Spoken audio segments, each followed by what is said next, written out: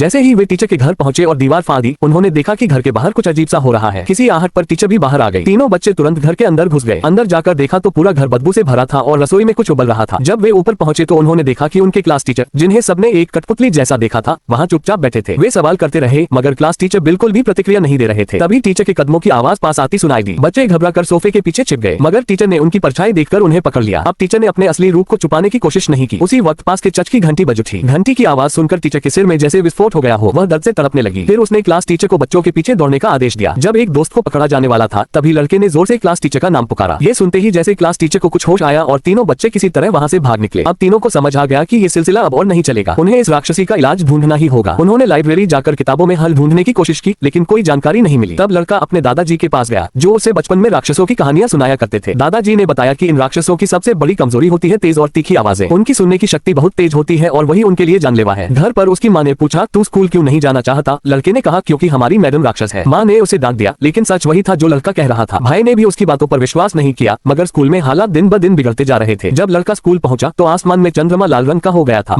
Part 3 के लिए मेरे चैनल को सब्सक्राइब करें।